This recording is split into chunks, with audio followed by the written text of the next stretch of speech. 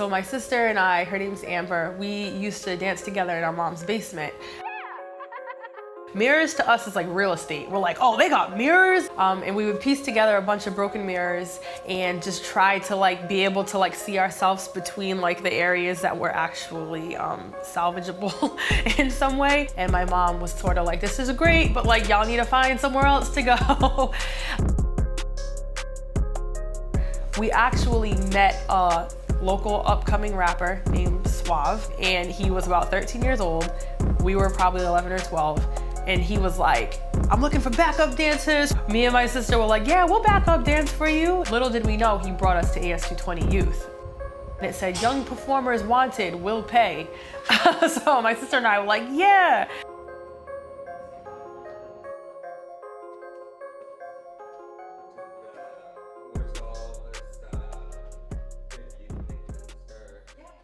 That's how we kind of got our entrance. We thought we were going there just to backup dance, but we were asked to audition into this like really radical youth group using hip hop to educate the community.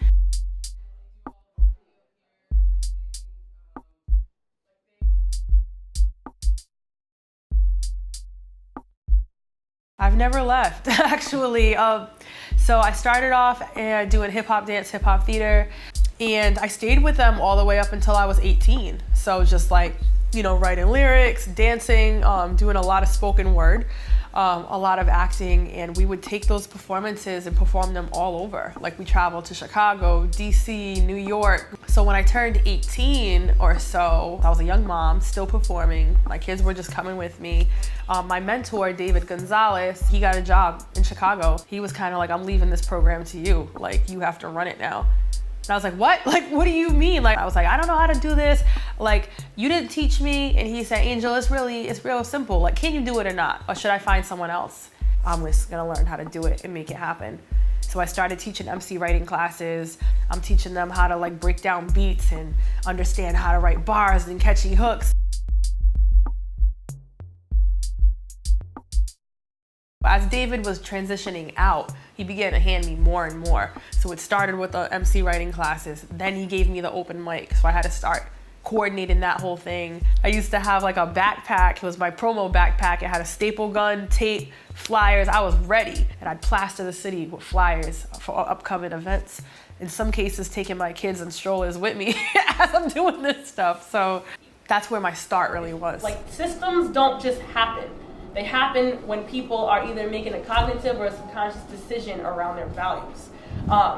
So again, we're gonna unpack that, but this is what Future Worlds is about. I felt like through trying to empower others to advocate for themselves, I learned how to advocate for myself. An opportunity came where my boss was leaving, and she said, you know, I wanna know if you'd consider being the director.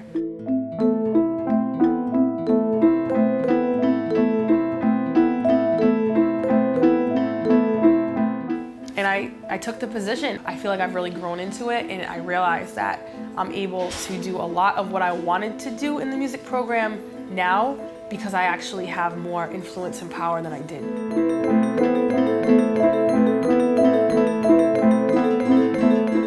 So I'm still a work in progress, I'm still growing. I see myself having my own nonprofit one day and started gathering like massive amounts of hip hop artists to talk about social change and strategize on ways that we could be effective in helping that stuff happen.